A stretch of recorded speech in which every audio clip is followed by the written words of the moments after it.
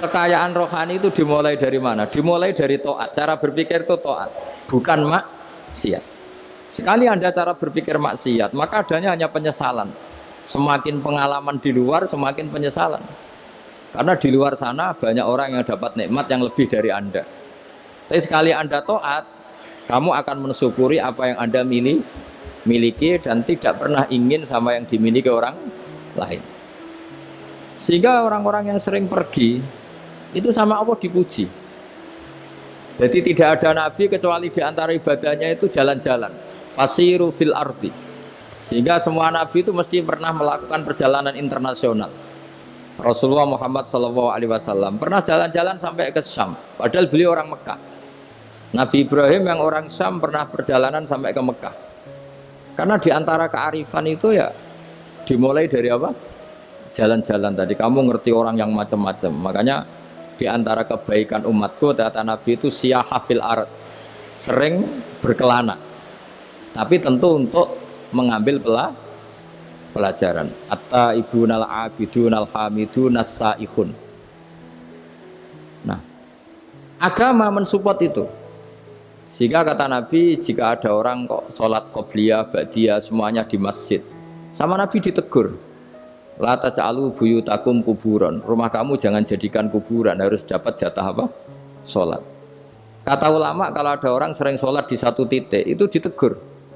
Kamu harus ganti titik yang lain supaya saksi bahwa kamu di bumi sholat itu banyak.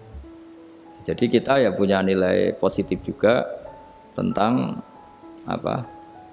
Karena kita sering siyaha, kalau bahasa Arabnya itu sering keluyuran, saksi kita kebaikan juga banyak. Tapi pesan saya paling pokok tadi ya, jadikan komunitas kebaikan itu punya nilai jual. Syukur-syukur fid dunya hasanah wa fil akhirati hasanah. Ya kita bersyukurlah di Indonesia itu. Saya masih ingat kecil saya itu ya sekitar saya umur 15-14 tahun. Setiap mau pergi itu pesannya orang-orang yang sering pergi itu jangan masuk terminal jam ini di perapatan ini, karena yang namanya preman itu dulu dominan. Sekarang sampai jam 2 ada orang pakai jilbab, kadang ya orang pakai peci, yang nggak pakai peci pun ke musola sholat terus. Yes, pokoknya kebaikan itu jadi komunitas dan jadi nilai jual. Bahkan tadi, misalnya ibu-ibu yang pergi malam itu kan mesti ada orang-orang yang jadi langganannya karena terkenal apa? Amanah. Yang dititipi anak juga milih orang yang terkenal apa? Amanah. Nah, nilai amanah ini harus kita jaga terus. Supaya kamu ya bisa bekerja, orang lain juga nyaman karena amanah tadi. Allah juga senang karena amanah itu perintahnya Allah Subhanahu wa ta'ala. Dan Indonesia harus menuju ke sana. Pemimpin juga harus gitu. Pemimpin bawaannya amanah, bawaannya apa? Yang memilih dia juga senang karena nggak malu lah. Tapi kalau kita milih ternyata kita pilih tahu-tahu ditangkap KPK kan ya malu gitu. Dulu kita kampanye mati-matian, ternyata dia ditangkap. Tapi kalau dia amanah kan ya senang. Sama kalau tukang Grab ketangkap satu karena penodaan atau karena pengkhianatan, yang malu juga semua. Karena kadang-kadang nanti digeneralisir seakan-akan semuanya seperti itu. Tapi dengan reputasi panjang, nggak pernah terjadi apa-apa dalam Grab kan otomatis lainnya juga terangkat. Nah, ini yang dimaksud wa'tamiru bainakum bima'ruf. Jadikan kebaikan itu urusan bersama.